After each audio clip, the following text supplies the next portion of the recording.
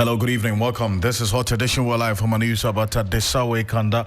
Also live on Kesmi 107.1 in Tamale and beyond. We're live on W93.5 in Y and beyond. Also on YouTube at 3FM927. You can share your thoughts, views, comments, and opinions with us.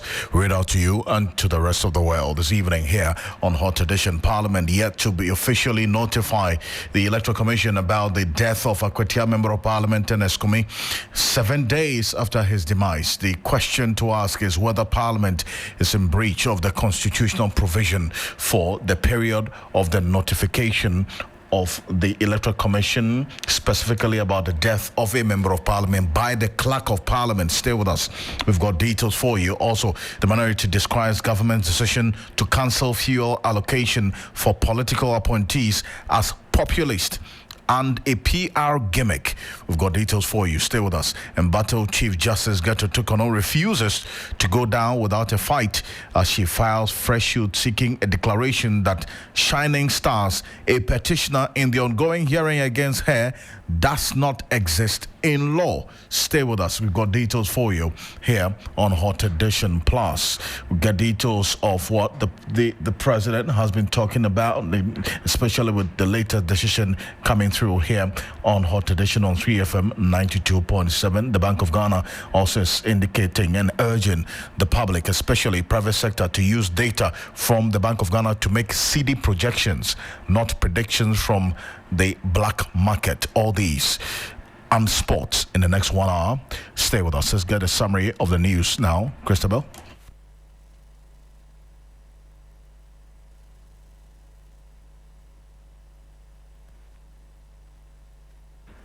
Have declared their intentions to contest the primary ahead of the by-election.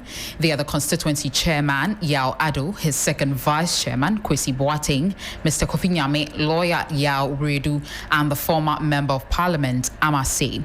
The dates for the primary is yet to be set by the regional executives, but reports say these individuals who are party members have decided to come out openly to contest. The by-election has been necessitated due to the demise of the member of parliament, Ernest Kumi.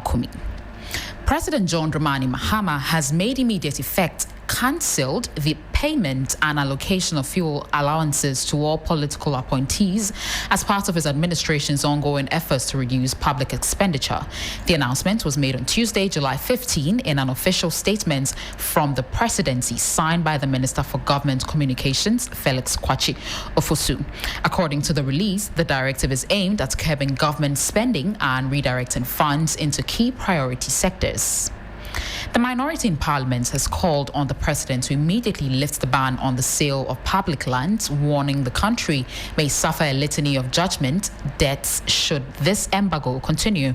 President Mahama, after assuming office, ordered the immediate cessation of all activities related to the sale, lease, or processing of transactions involving states and public lands. Reading a statement on the floor of Parliament on Monday, Member of Parliament for Subin Kofi Obreyeboa, while acknowledging the good intentions behind the directive, stressed that the halt could affect legitimate landholders and corporate institutions.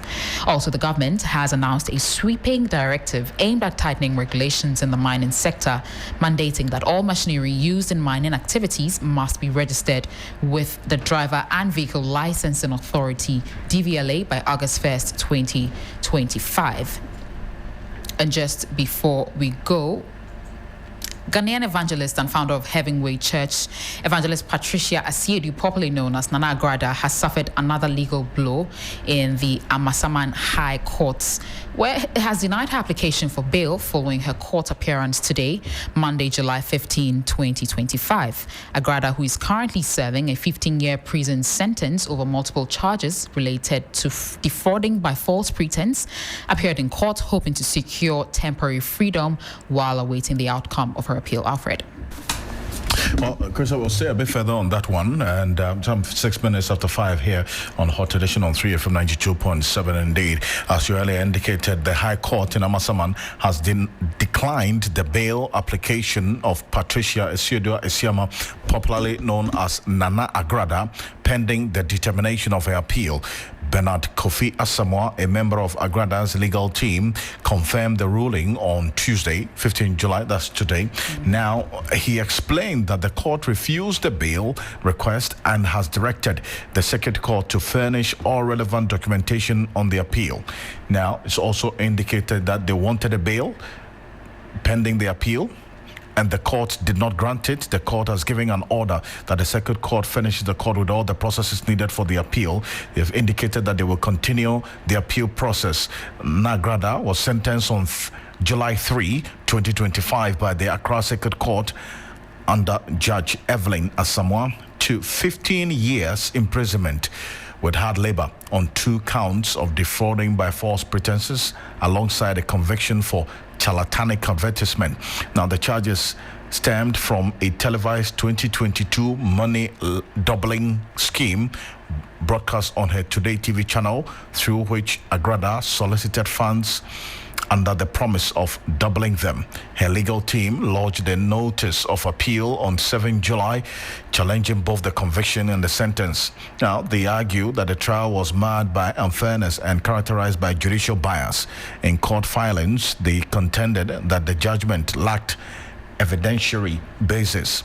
The sentencing judge demonstrated partiality, and the 15-year term was harsh and excessive following the High Court's refusal to grant bail pending the appeal. Mr. Asamoah confirmed the team remains fully committed to pursuing all legal remedies available. So if you go on our Facebook page right now, on our YouTube page, at 3FM927, we're showing you videos of what happened in court earlier today after the court's decision earlier today to refuse Agradaa the bail pending the 15, that's the bail appeal pending that 15-year sentence. We would get into more of that if you go on our Facebook page right now and our YouTube page as well, 3FM927, videos of what happened in court earlier today with Agradaa in the company of the Ghana Prison Service personnel who accompanied her to court today, fully armed, and she was bundled into a waiting pickup vehicle after the court's hearing earlier today, mobbed by some members of the general public, including in the presence at the court today was her husband as well, who attended the court hearing today. And outside of the courtroom, if you go on our Facebook, our YouTube page at 3FM927, the videos of a number of her church members who thronged the court room earlier today. Hundreds of them are awaiting her earlier arrival. So that's the information that we have and the decision that has been taken by the courts. Okay, it's one that we'll keep an eye on here on Hot Edition on 3FM 92.7, also on Kesmi 107.1 in Tamale, and on W93.5 in Y and beyond. The minority in Parliament, they've described the President, John Dramani Mahama's decision to scrap a few allowances and allocations for all political appointees as a populist move and a PR gimmick. In a statement issued by the Minister of Government Communication, Felix Kwatiofosu, today announced the cancellation of payment and distribution of fuel to all political appointees as part of a wider effort to cut government spending and promote fiscal discipline. Speaking to journalists in Parliament, Member of Parliament for the Akwatia North constituency, Samuel Ewuku, questioned the sincerity of the directive and called for more decisive action if the government is serious. This is what happened in Parliament earlier today. The president wants to really show that he's committed on this fuel allowance and the cutting down of fuel and scrapping of it. I'm challenging them to close down the fuel depot at the castle, and that's at Jubilee. Because with that, then that means they are no longer going to take the fuel for free. Number two, who is a political appointee? Because the publication said political appointees. Does it include ministers? Does it include CEOs? Does it include presidential staffers? So who are the political appointees? Are you just talking ministers or deputies, or ministers, deputies, CEOs? Again, I need clarification on what is the definition of the fuel allowance. Does it mean fuel for any political appointee? Or are they trying to say that the money that will be used to pay by these appointees, it will be refunded or they will be made to pay back? There's clarity on that we need. Then again, how much is being spent on these fuel allowances, so that after scrapping, how much savings are we making? So these are very serious questions that we need to ask. Let me ask a very interesting question. If the Minister for Communication drives from here to Ada or to Ningo Pram Pram to do government business, at the end of the day, is he returning the fuel in the fuel that the state bought for that vehicle to get him to Ada or Ningo Pram Pram and back? Or there will be some way, somehow, there wouldn't be any fuel at all. So clearly, if you ask me, I think there are more questions to be asked with this particular directive. I just see it as populist. It's just public gimmick and a clear case of PR and settings. That's what I would say. However, government has justified this action, insisting the move is part of a broader scheme to slash expenditure. Deputy Presidential Spokesperson Shamima Muslim says a new code of conduct for government officials is expected in furtherance of the President's directive on fuel allowance cancellation. She spoke to Kemene Mano earlier on TV3 News Central, and this is what Shamima had to say on this particular issue. Beyond the cost, it's also the symbolism of a government that practices what it preaches, and a government that wants to show leadership in action and also congruent to the values that it expects its own citizens to accept. So as we speak, the exact cost is still being computed, and we'll make it available to the public as soon as it is ready. As the directive was given today, it would take a few weeks to put the total cost together, because the budgeting year has not ended. Usually you would have your budgetary reports based on your expenses towards the end of the year. So it's mid-year and this directive has come in, so it would take some time to compute how much we as a government have spent so far with regards to allocation, fuel allocations, from January till this point. I see. So how will this work in terms of its implementation? So it's effective today. If you went to take your allocation for the week, if you hadn't done it yesterday and you went to take allocation for the week, to the extent that the directive has reached them, the fuel dispensers and their managers, you might not be able to take your allocation as of today. Are there any exemptions?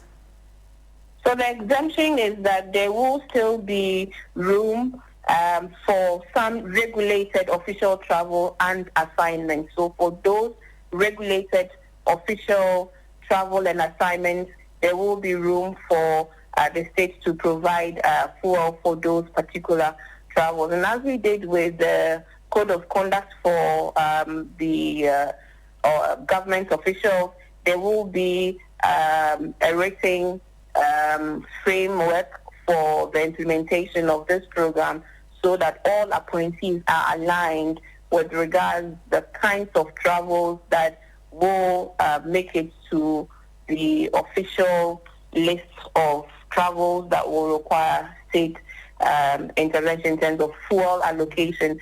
But otherwise, everyday commute to and from work, it's not government that will provide fuel for those ones. Which brings me to the question of how we are going to differentiate those trips you have just alluded to those official work trips as well. If it's the same vehicle, how are we going to manage that? They are all best practices. There are estimations that are done based on the work that you're supposed to do, where you're supposed to go.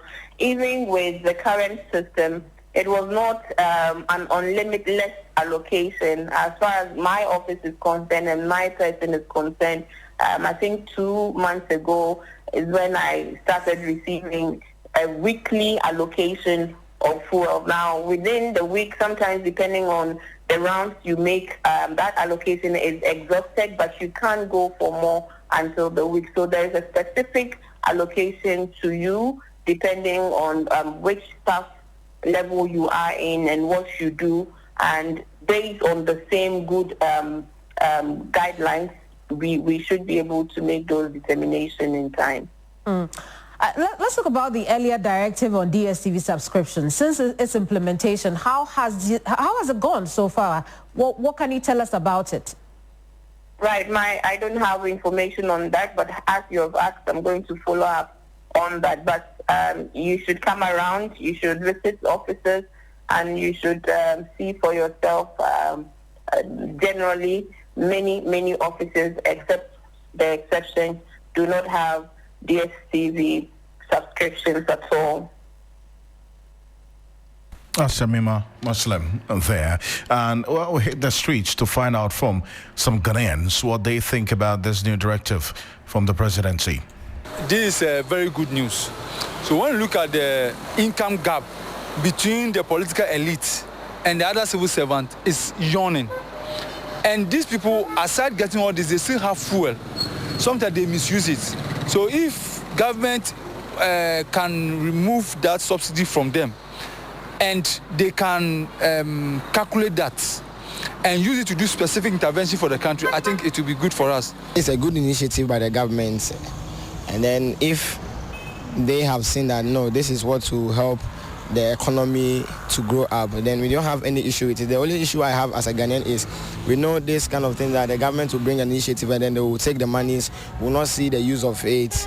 That is my problem. So if the monies will be taken and then it will boost the economy level for us to be comfortable in it as citizens, there's no problem with it. I have nothing to say that they shouldn't pass it. It should be a good one for the government and then for the country.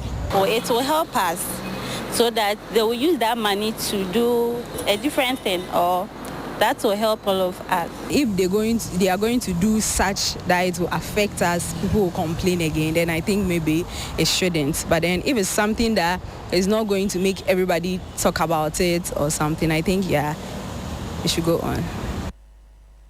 Also, some members of the general public there. Let's stay a bit further on this. And Franklin Kojo is founder and president of policy think tank Imani Africa, is joining us on the telephone right now. Mr. Kojo, good evening. Thank you for joining us. Good evening, Agradaa. How are you? I'm well, thank you. I hope you're well too. I am okay, good. Fantastic. Now, first of all, I want to find out from you how this decision by the presidency strikes you to, as it were, scrap the fuel allowances allocated to political appointees, as was communicated earlier today. Ordinarily, I would say it's a good thing. I think that the president has actually done what's important. Don't forget that the whole idea of reset is essentially that you offer little for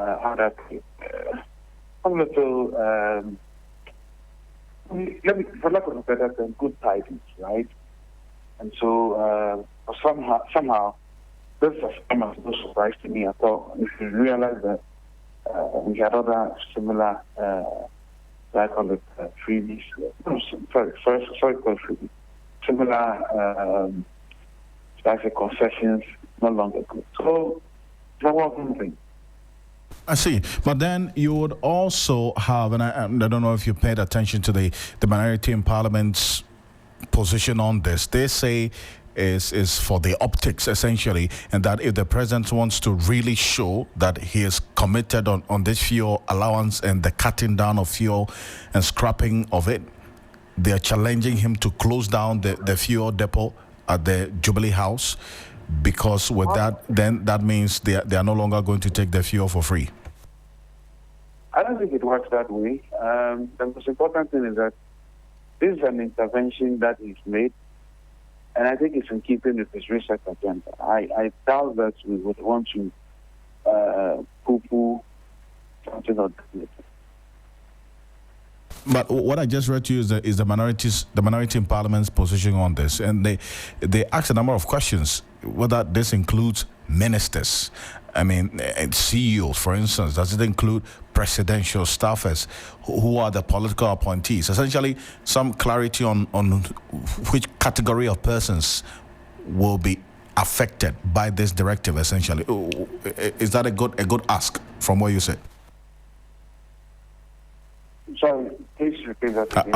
I was asking if this is a good ask in terms of clarity of exactly which category of political appointees will be impacted by this directive? Because that's one of the things that the minority is asking. That does this include ministers, CEOs of state agencies, presidential staffers? Who are the political appointees exactly?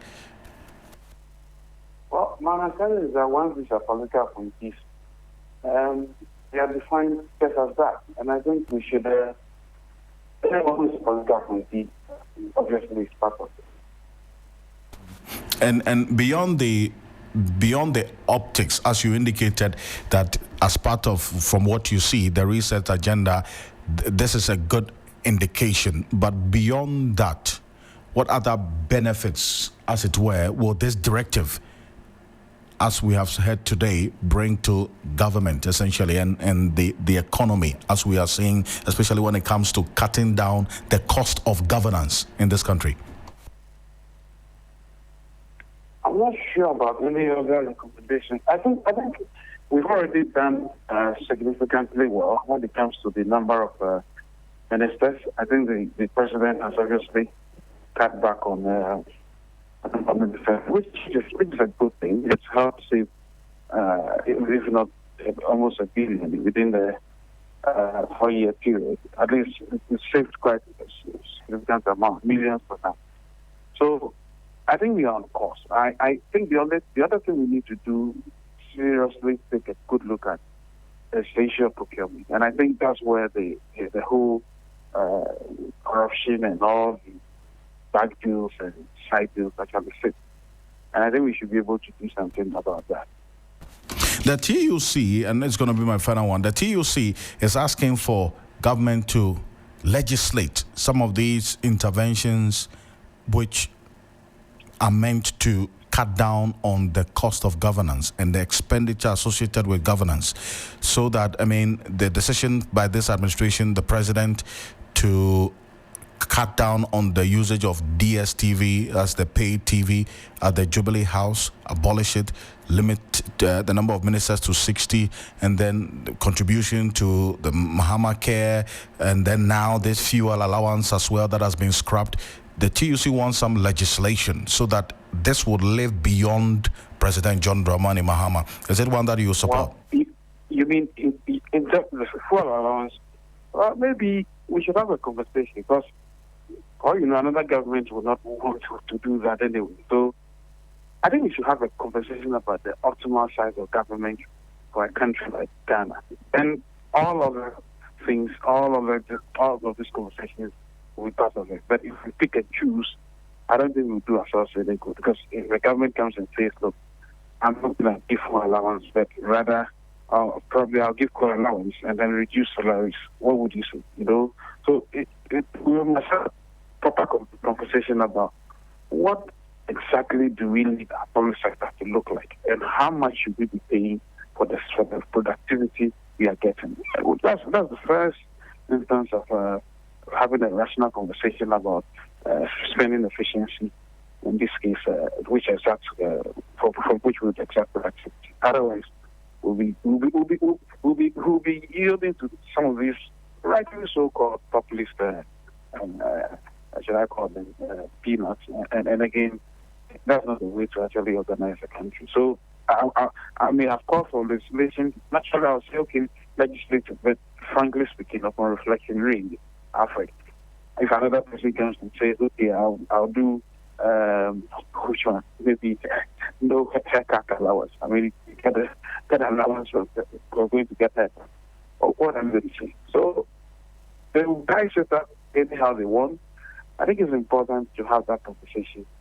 How many people do we need for this job? How much do we pay for this job? What time frame should the job be executed? And that's the way you have a proper rational conversation about saving costs.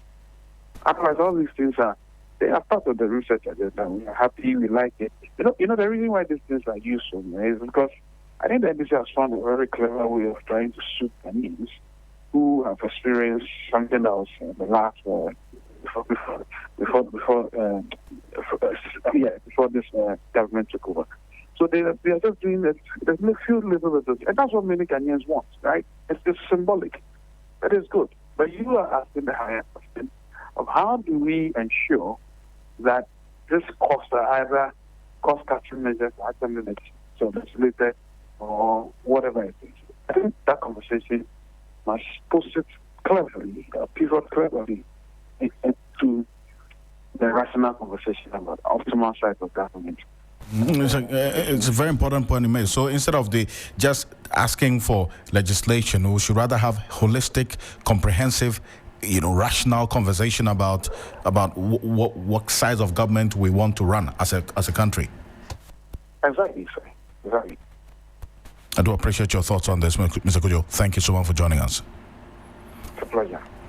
Franklin Kojo is the founding president of Imani Africa. Let's stay a bit further on this. Dan Kadamo is executive secretary of the Chamber of Petroleum Consumers, COPEC. He's joining us on the telephone as well. Ms. Amma, good evening. Thank you for joining us. Good evening, Alfred, and thanks for having me. What's one of the questions that, for instance, the minority is asking about the real value of this directive to seize the allocation of fuel allowances to political appointees? You are vexed in this industry. You've already started doing some maths and putting some figures to it. How much of an impact really will this decision have in terms of the bottom line? How much is saving us or for us as a country? Alfred, this is quite a significant move by the government. Significant to the extent that some of the least numbers I have seen that some of these public office holders are drawing for fuel monthly will tell you about 833 liters a month, or some 185 gallons a month per one appointee. If you just oppose that with the 6,000 direct appointments that the government does, some of whom are probably board members who may not have executive functions and may not be taking as much coupons or fuel, although they are also given from time to time. You probably are not looking at anything less than 10 million Ghana cedis every single month. These are monies that we throw away in the name of fuel allocations to the president's appointees, sometimes MMD, CEs, ministers, and all of them. Some of them really will take as much as 25,000 cedis a month, 30, 32,000, even 40,000 cedis in fuel allowances monthly. These are significant numbers that I do think that the president would have considered in arriving at this decision to scrap completely the fuel allowances. Alfred, they are not numbers that you could joke with, and I say this advisedly, as a friend was saying not long ago. Even their girlfriends sometimes are getting fuel, free fuel, and so they are significant. They are able to use these coupons and sometimes these allowances to sometimes even get surpluses. And I have said, you go to the Scandinavian or the other advanced developed countries, public officials are not entirely to be pampered as we pamper ours, where the moment you are mentioned as an appointee, you are expecting, a brand new sometimes vehicle or two or three. That vehicle is now being serviced directly by the state. So anytime there's wear and tear or breakdown or is due for servicing or maintenance, the state would have to bear that. Again, we are saying that appointees do not even have money to buy fuel, whereas even in our private life, we would now pay for our own cars, we pay for our own maintenance, we still buy the fuel. And I think that this is one of those measures that would have a cascading effect, even in cabinet decisions or discussions, because if the minister is now having to take money from his pocket to pay for fuel, anytime you and I cry about the rising cost of fuel or petroleum in country, they will join the chorus because they would equally be feeling the heat.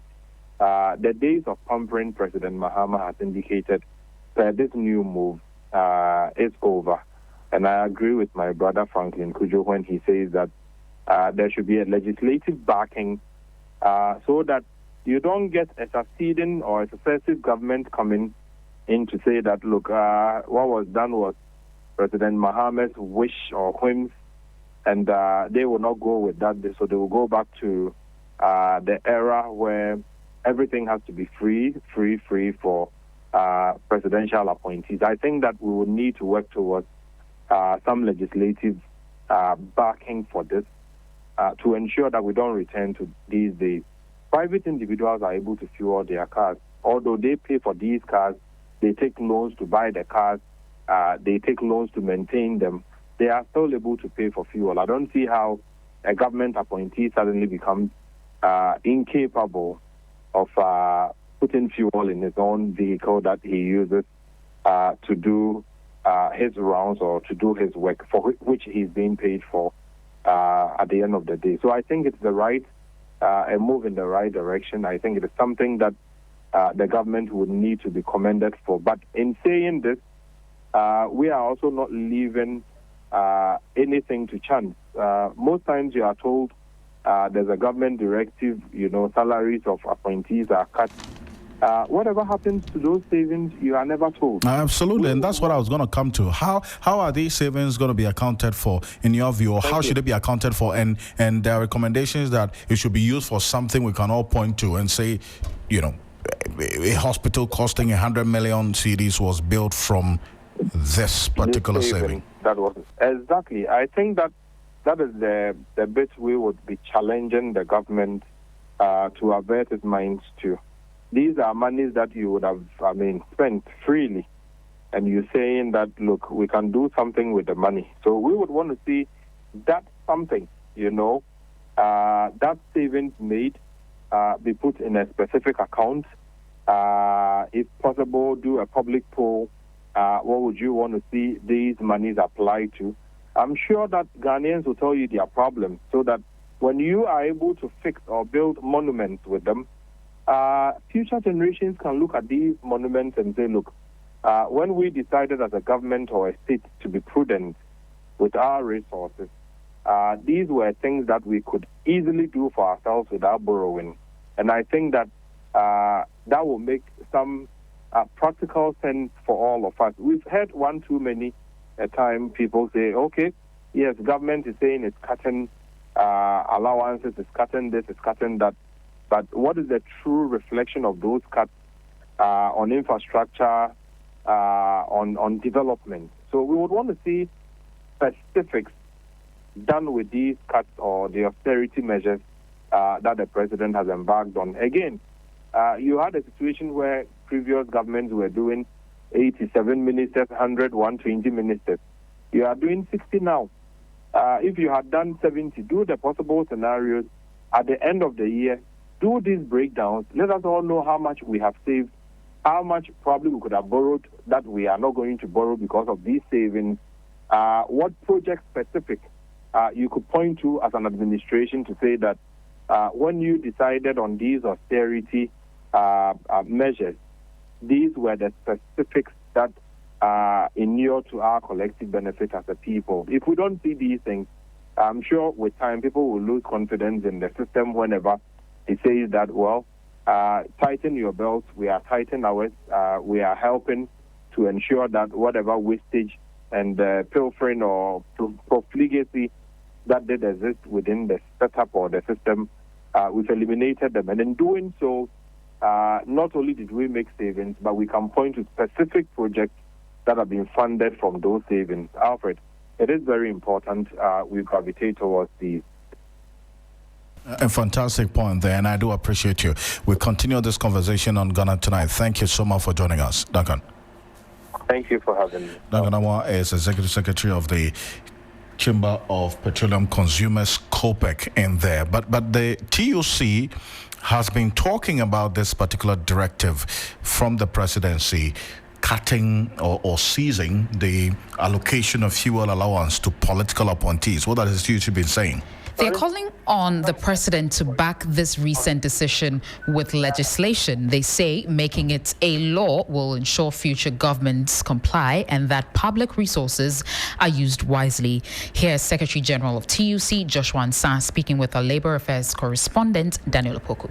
But my problem is that even though it's good for us to save some money from this cancellation, I mean, I'm imagining what will happen to the government appointees. How are they going to work effectively? Maybe this decision is good, but it's going to affect their work. If not, then I think that there should be some measures in place that can assist these people in doing their job. But then, let me be quick to say also that some of the appointees are also living some life that brings suspicion and all those things to the citizenry. So I think the president has realized that, and as he has said, he wants to bring some sanity and discipline in his government. I think that is why he's doing this. So let's see how it goes. Maybe after cancelling the allowances, maybe they will be giving some quota, some coupons, and so that's one they can actually track the usage of the fuel. Yes, otherwise people may also abuse it. So I have the belief that yes, president want to make some savings out of that to be employed in other areas that need funds. But you must also look at the other side of the coin. How this decision will not affect negatively the work of these appointees. But in this case, so what the president has done, do you think to have impact on the average Ghanaian worker? I think that if really they make the savings and they use the savings to actually, and they apply it in another developmental area, that goes a long way to improve the lives of the citizenry, then I can say that it's a positive sign. But where the savings are made and it doesn't do what is expected, then that one too, then it's better you shouldn't have even done it at all. TUC General Secretary Joshua Ansah speaking to our Labour Affairs correspondent Daniel Opoku. Let's do some politics now. 5 members of the opposition New Patriotic Party (NPP) in the Akwatia constituency of the Eastern Region have declared their intentions to contest the primary ahead of the by-election. They are the constituency chairman Yao Ado, his second vice chairman Kwesi Boateng, Mr. Kofi Nyame, lawyer Yao Redu, and the former member of parliament Amase. Images of the wife of Kumi have also popped up as a possible candidate to succeed the husband, but it is yet to be confirmed if she will enter the race. The date for the primary is yet to be set by the regional executives, but reports say these individuals, who are party members, have decided to come out openly to contest. The by-election has been necessitated due to the demise of the member of parliament, Ernest Kumi. Well, 3FM has also picked information that parliament is yet to write officially to the Electoral Commission as demanded by the Constitution to be notified within 7 days of the death of a member of Parliament. Ernest Kumi died on Monday, July 7, 2025. Now, so let's run you this. What does the Constitution say should happen upon the death of an MP? In Article 112 of the Constitution amended, whenever a vacancy occurs in Parliament, the Clerk of Parliament shall notify the Electoral Commission in writing within 7 days after becoming aware that the vacancy has occurred, and a by-election shall be held within 30 days after the vacancy occurred, except that where the vacancy occurred through the death of a member, the by-election shall be held within 60 days after the occurrence of the vacancy. Now, Article 114 of the Constitution amended says, Article 114 of the Constitution is repealed and the following inserted. Gratuities for the members of Parliament. A person who has served as a member of Parliament for any period of time shall, on his death or on ceasing to be a member of Parliament in any circumstance other than where he becomes disqualified as a member of Parliament or where he vacates his office under Article 97, Section 1C or D, be eligible for the payment to his personal representatives or to him of such gratuity proportionate to his period of service as shall be determined by the President, acting in consultation with a committee referred to in Article 71 of this Constitution. Christopher, let's hold a bit there, but let's go on to the telephone lines now. Dr. Rashid Domani is joining us. He's the director of the Africa Center for Parliamentary Affairs, Rashid Rahman. Good evening. Thank you for joining us. Good evening, Alfred. Now, just hearing of this information that Parliament is yet to notify the Electoral Commission on the death of Ernest Kumi, this is contrary to the dictates specified as in Article 112 of the 1992 Constitution. I mean, what you know how Parliament works. What could have led to this delay? I don't know. I'm surprised to hear this. I mean, perhaps maybe a few possibilities. I mean, either communication got buried somewhere or got misplaced. One of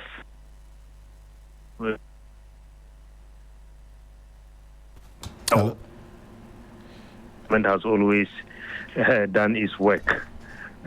So I'm really surprised, I mean, to learn about this. And if indeed that is the case, I mean, somebody must answer because, we all agreed to the rules and the Constitution has dictated what needs to be done. And the last group that should be breaking the Constitution, I mean, disobeying the Constitution, should be people in Parliament. And I know the clerk and all the people behind him are most of them are lawyers. So it comes to me as a huge surprise. See, and there are others who are also, trying to put some meaning to it, that it could just be because the speaker is out of the jurisdiction. Maybe there's a certain agreement to have him come back and he officially informed before any side directive. No. Alfred, I think if Speaker is not here, I think the process is parliamentary. Parliament continues to sit. There's a first deputy, there's a second deputy. The administration of Parliament is in place. I've seen many times when the Speaker is out of this country, but continues to issue directives. Even recalling Parliament and so on and so forth. Signing under his name. So his absence from the jurisdiction, I believe, does not change very much. I see. But then what would be your expectation ordinarily going forward about a particular development like this and what the leadership of Parliament should be seen doing in response to at least the concerns you have just raised?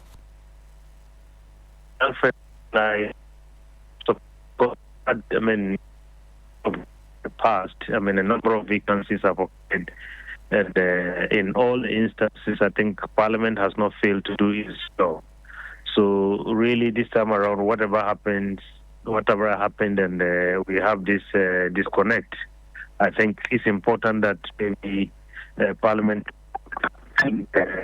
corrective measures are put in place. If somebody's left at the job, let them sanction the consequences, or at least somebody can go to court, and that's just embarrassing. Parliament to maybe assuming, the other aspect that we shouldn't forget is perhaps Parliament has done its work, and the letter hasn't gotten to the Electoral Commission, or somebody at the Electoral Commission has not done his or her job. So I think there are two sides to it.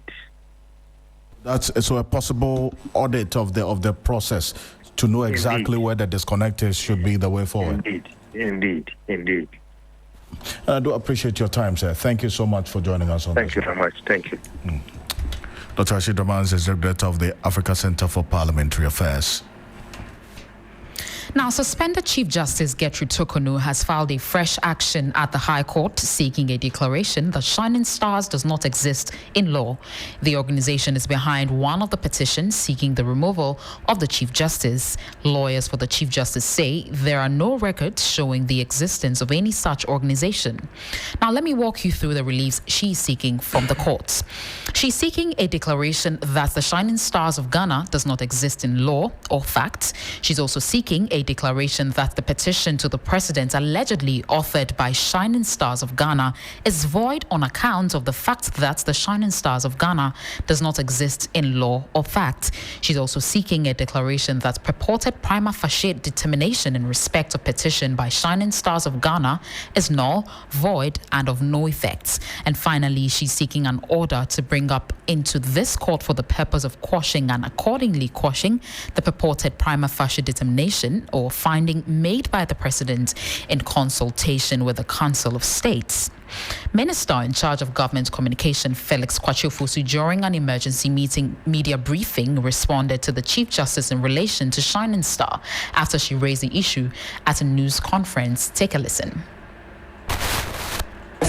First of all, I'm not sure whether there are provisions covering this, whether there's a requirement for authenticity, as it were. There are also individuals. How do you authenticate the individuals? What matters is that they have raised issues, and the Chief Justice was given opportunity by the President and the Council of State to provide initial responses, which then form the basis of the determination of a prima facie. The President, in consultation with the Council of State, came to the conclusion that there was a basis to proceed further. The President then, in accordance with Article 1466, I believe, set up the committee as spelled out by the Constitution and gave them the petitions to look into. The processes have been ongoing for quite some time now. So as far as the President is concerned, every law, rule, or regulation or process that has to be adhered to has been respected. So I do not know how this particular matter in any way impinges on the integrity of the process that has gone on so far. But then again, the Chief Justice has had cause at least on 5 occasions. The Chief Justice and others, I must indicate, have had cause at least on 5 occasions to go to the Supreme Court to seek redress in the matter. And on all occasions, the Supreme Court has upheld the process as is currently underway. And so that, for me, should resolve the issue beyond any reasonable doubt. That was Felix Kwatiofosu, Minister in charge of government communications. Meanwhile, lawyers for the embattled Chief Justice have today urged an Accra High Court for an expedited hearing. This is the case in which she's hoping to stop the 5-member committee from probing the petition seeking her removal from office. The lawyers also told the court they can only appear on Wednesdays and Fridays because of the committee's proceedings. They therefore asked for the hearings to be handled expeditiously.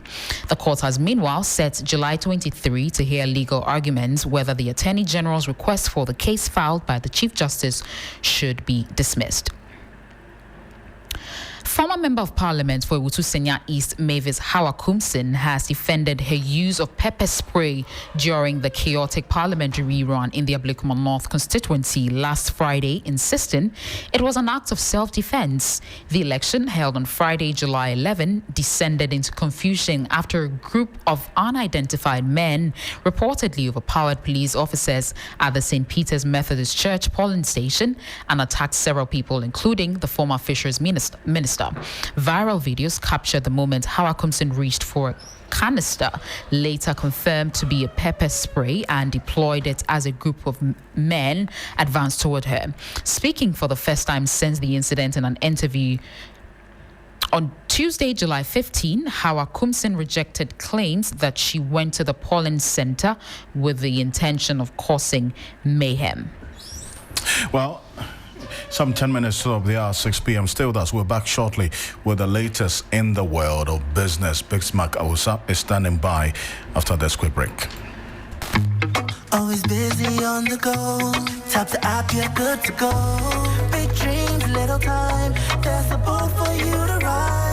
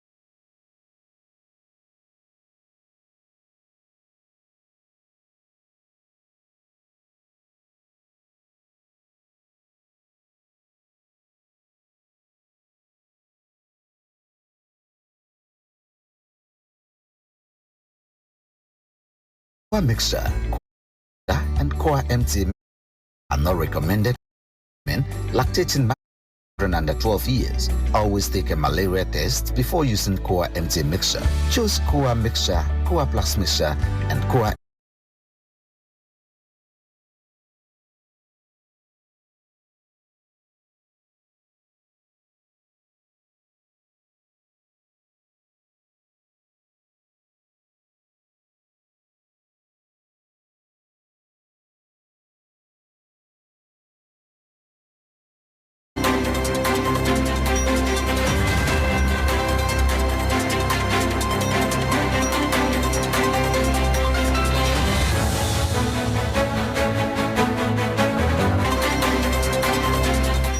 Hello, good evening, and welcome to the business segment on Hot Edition on 3FM 92.7 with me, Bismarck Ausa. Coming up tonight, Bank of Ghana tightens oversight on 5 banks falling behind recapitalization targets despite sector-wide gains. Post-debt exchange program will bring you details.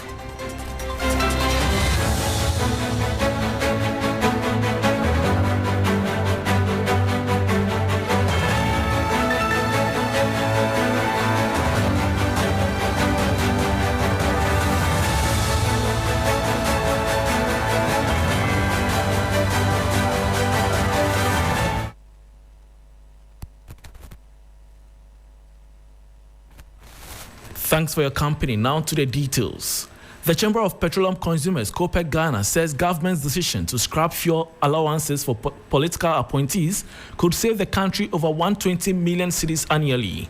The chamber describes the move as commendable, noting it will help the government redirect funds to critical sectors of the economy. There is more in the following Newsdesk report.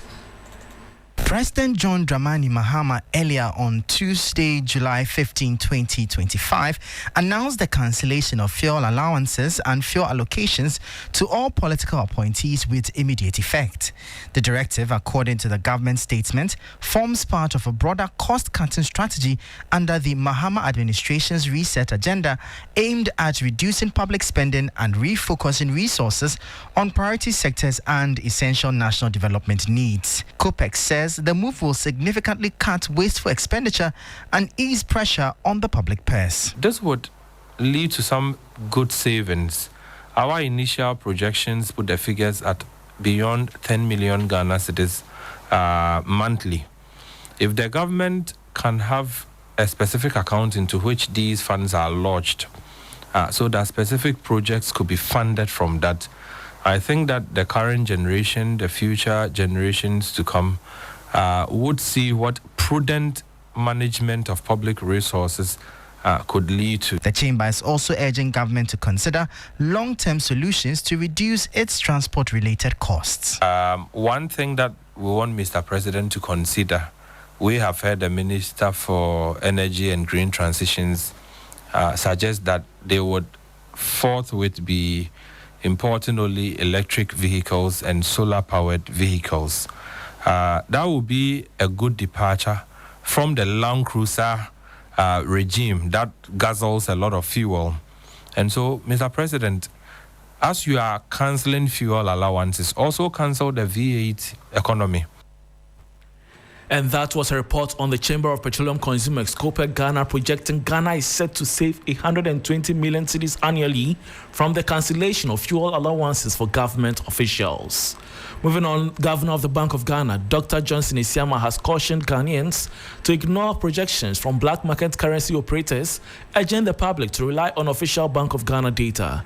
He says the cedi has appreciated by more than 42% so far this year, recovering sharply from previous years of instability. Speaking at the Graphic Business Stanbic Bank breakfast meeting in Accra, Dr. Isiama credited the gains to sound monetary policy, growing investor confidence, and a strong external position. It appears in Ghana the way we form our expectations when it comes to the exchange rate is to listen to the Zamana man, is to listen to the Alaji in the corner.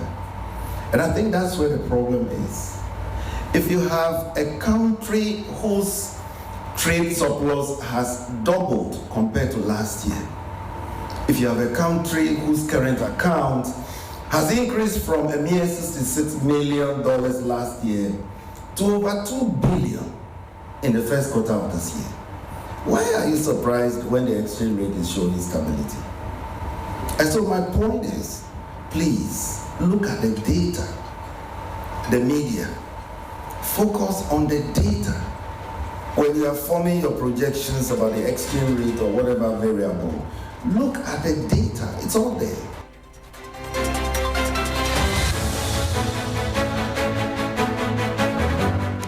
And that was Governor of the Bank of Ghana, Dr. Johnson Isiama, ending the business news on Hot Edition on 3FM 92.7 with me, Bismarck Ahusa. For more business stories, please check out our website, 3news.com. Oreku Ampofu is here for sports. Please stay.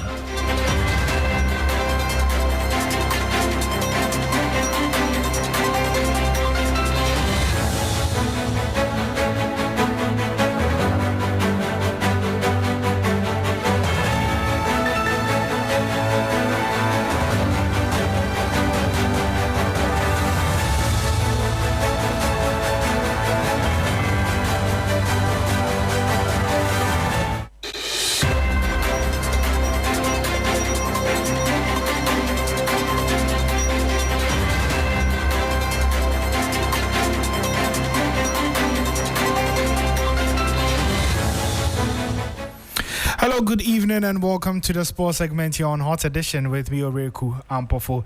We do start off from the Western region, where President John Mahama has announced that 6 new stadia will be built in the newly created regions. He made this declaration in the Western region as part of his thank you tour. Modern sports stadia are to be built for the 6 new regions and other regions that do not have them. As I speak, the Minister of Sports and Recreation is overseeing the design of modern sports stadia for the 6 new regions and the regions that don't have them. And so Western North is going to receive a modern sports stadium. And so that was President John Mahama speaking there. Let's do some more stories here as we head to Morocco for the Women's AFCON, which is currently ongoing. And the team, that's the Black Queens, have advanced to the quarterfinals after beating Tanzania by 4-1 on Monday. After the victory, Ghana's ambassador to Morocco, Honorable Charity Gbedao, reviewed that the sports ministry has resolved all financial issues pertaining to the Black Queens.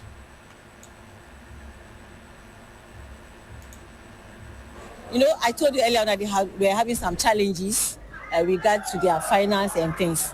But the Minister for Sports quickly intervened and dispatched the accounting officer to come and sort them out. So it also boosted their morale, you know, with the little support that the embassy also gave.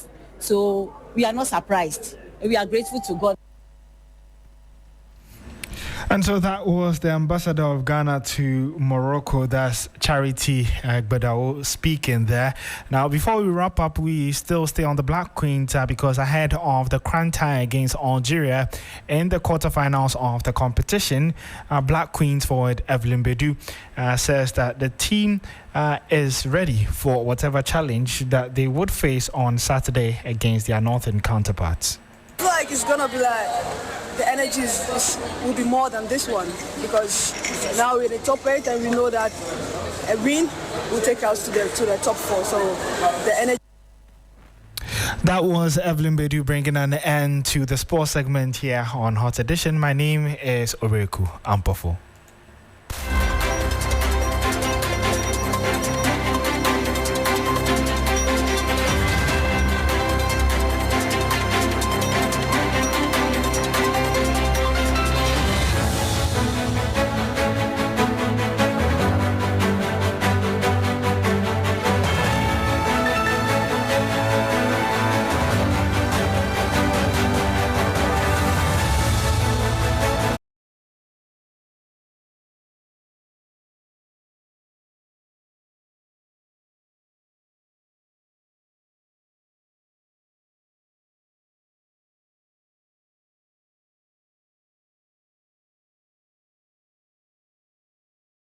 Here on 3FM 92.7. My name is Christabel Success Trevor, and I did this with Alfredo Kanse. Have a good evening.